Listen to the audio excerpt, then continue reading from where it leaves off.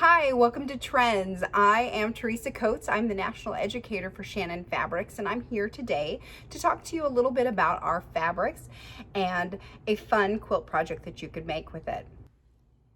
Shannon Fabrics is known for our Cuddle fabrics, and that's what I'm going to talk to you about today. It's just our regular Cuddle 3 fabric. Cuddle is 100% polyester microfiber plush fabric. Our Cuddle 3, as we like to call it, is a 3mm nap. You can find the nap by running your hand from top to bottom on the fabric. You'll be able to see it goes smooth and it gets a little bit funky. Okay, this is our nap, top to bottom. You'll also notice that it has a stretch widthwise across the fabric and not lengthwise. This comes into use in certain projects, and we'll always make sure to let you know which way the fabrics should go. Our Cuddle fabric is 60 inches wide, which makes it versatile for all sorts of things. We also have some that is 90 inches wide that is great for quilt backing. But for the project that we're talking about today, we're going to use Cuddle 3 in a variety of different colors. We'll be using a variety of blues and purples to create a really wonderful mermaid look. We're using the Hydra quilt pattern from Slice of Pie Quilts, and I made this using all Cuddle 3 fabric. There are certain tools I like to recommend that students use, and I encourage you to have them available in your shop for anybody who wants to buy the Cuddle fabrics, that you can also help them to know the right tools that they need to buy so that they can have a successful project. First, you're going to want to make sure that your student, your consumer, has a walking foot. So this is very important when we're working with Cuddle. It makes it much easier to work with. Many machines don't come with a walking foot included, so it's a great little upsell that you can add to their purchase. It's also very important for other projects and not just Cuddle. Another favorite of mine are Wonder Clips, and they're great for all sorts of things, but especially for doing the bindings on the quilts. Clover flower head pins are some of my favorite tools, and they work great with our fabrics. They also offer a box of pins that are more suitable for heavyweight fabric, which are great for strip quilts and projects like this that need a little more oomph in the pin. Metrocene from Metler is my favorite thread, and you're going to want to have a nice polyester thread for your consumers. A polyester thread will make a big difference when you're working with Cuddle fabric. Because it's a polyester fabric and because it's a knit, it's going to stretch, and that polyester thread will allow it to stretch without popping the thread. You'll want to have a 90-14 stretch needle as well. This makes a big difference in how well it sews. By using a stretch needle, you're going to avoid those skip stitches that are prone to happen when you're using a universal, and it will help the needle to just slide through the fabric and not actually perforate any fibers of the fabric. This will give you strength to your seams and your fabric in general. You'll also want to make sure that they've got a new sharp blade for the rotary cutter. You can use a 45mm or a 60mm rotary cutter for cutting Cuddle fabrics. If you're cutting luxe Cuddle fabrics, I have another tool that I highly recommend. It's the Olfa SAC-1 blade. It has a nice blade and makes it sort of a combination between an X-Acto knife and a box knife, which makes it particularly applicable for cutting luxe Cuddle. It simply cuts the backing of the fabric and not through to the fibers when used right.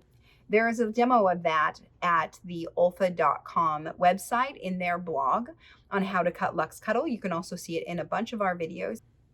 For this pattern, as well as for many other projects, I'm also going to be needing a felt tip marker. I'm just using a regular black Sharpie pen, but you can use a ballpoint pen or any other felt tip pen.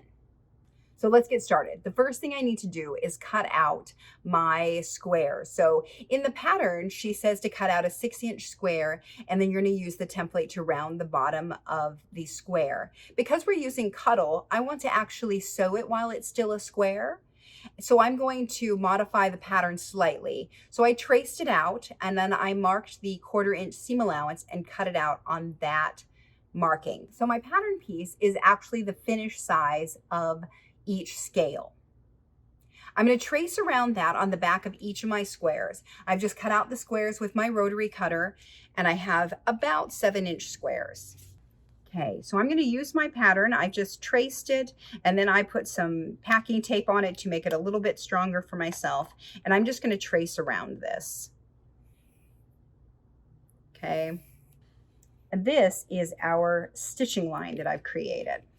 I used 12 different colors of Cuddle in a variety of blues and purples. Once I cut out all of the 7-inch squares, then I went and I had and traced all of the scale pieces onto the back of half of those squares. Once I've got that traced on there, then I'm going to put them right sides together with another square. I'm going to make sure that the nap is going in the right direction. So if I pet from top to bottom on this one, top to bottom on this one, the naps are going in the same direction. I'll put them right sides together. So now I'm going to pin it together using my clover pins, but I'm going to pin it in a special way that will allow me to sew it without taking any of the pins out.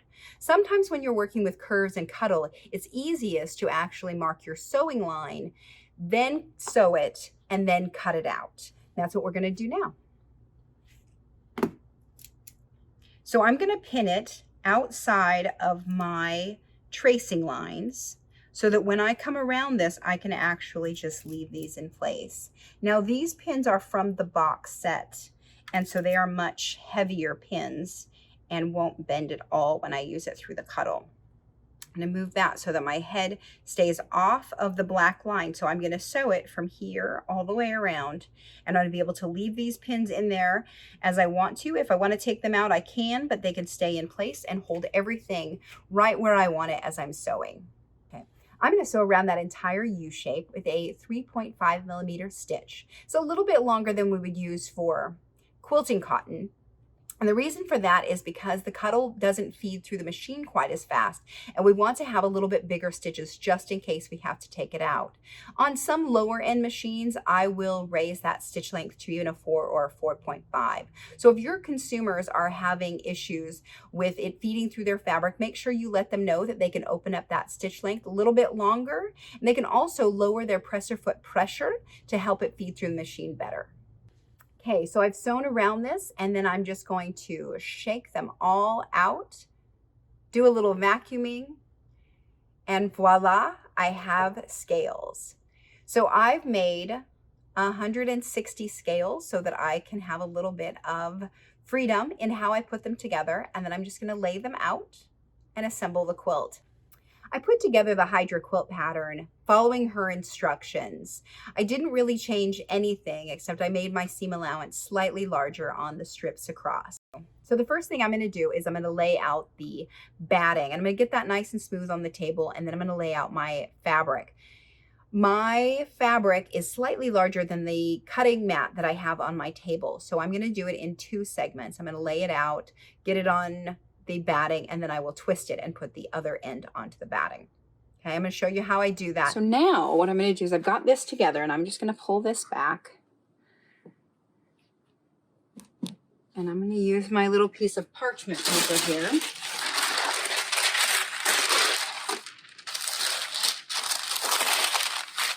I'm going to put it under the fabric so that I don't get any overspray on the other side of the fabric. On the right side, okay? Move that down just a little. Spray the rest of it. And push that up. Okay, once I got it into place, I just like to pat it. Helps it make it adhere a little bit better. I'm going to put that aside, and then I'm going to take this whole thing, and I'm going to turn this around. Now, this is the way that we do all of our backings for quilts as well, for our quilt kits. Okay, so I get it all up onto the table. I'm going to fold this a little so it'll kind of come underneath and be stuck on the table where I want it to be. I'm going to get this all out even again.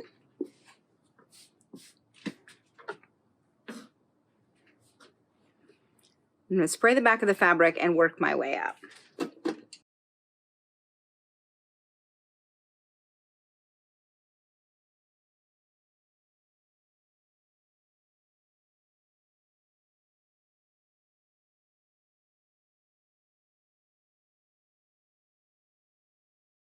The Hydra quilt is made in a quilt as you go fashion, which is exactly how our strip quilts are made. So this is a good visualization of how our strip quilts can go together as well. You're going to sew and then flip it over, baste it down, do your next row, flip it over, baste it down. I did this entire thing. It took me about 2 hours to assemble the front of the quilt. So once I've assembled the entire quilt, I'm just going to trim off the edges, make it a square, and then I'm going to bind it. I used a Luxe Cuddle on the back of this quilt, which allows the stitches from each of the rows to hide within the fibers of the quilt. I can see that the lines are here, but the luxe of the fabric, the thickness of this nap really does hide the stitches, so I can't even tell if they're straight or not, which to me is a real winning point for Luxe Cuddle backings, is that they really do hide it. So I always recommend them for strip quilts if people want to be able to hide their mistakes and not make it show that they are not sewing the straightest lines ever. A Luxe Cuddle on the back of your quilt is the best way to go. I used a Cuddle 3 for the binding of it, and then I did a serpentine stitch. So you can find information on binding quilts on our YouTube. Slice of Pie's Hydra quilt pattern is written for cotton fabrics, but it was totally usable with Cuddle fabrics, and I highly recommend that you look at using some of the quilt patterns that you have and adding a little bit of Cuddle to it just to see what the difference will be. Cuddle adds a ton of texture to different quilt patterns and is a lot of fun to add in addition to the cotton. So you can mix up the cotton and the Cuddle and the Luxe Cuddle and make a really textural quilt that's super fun. I've also done Slice of Pie's cotton candy quilt using a blend of a cotton backing and Cuddle fabrics for the applique, and they turned out super cute. So give it a try out her patterns, try out our fabric. If you want more information on sewing with Cuddle fabrics, make sure to check out our YouTube page where we have dozens of videos now featuring different projects, and follow us on Facebook where every Tuesday we do a live sewing class called Sew Together Tuesday, where you can join me in my studio here and we sew together a project every week with consumers.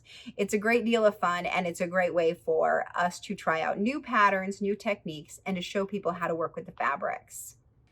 Don't forget, the Cuddle is 100% machine washable and dryable. You just want to make sure that you don't leave it in the dryer for too long. We don't want to over dry it, and we don't want to use a fabric softener with it. So make sure that you are using just a laundry soap and not fabric softener. Makes a big difference in how it wears and how it lasts over time.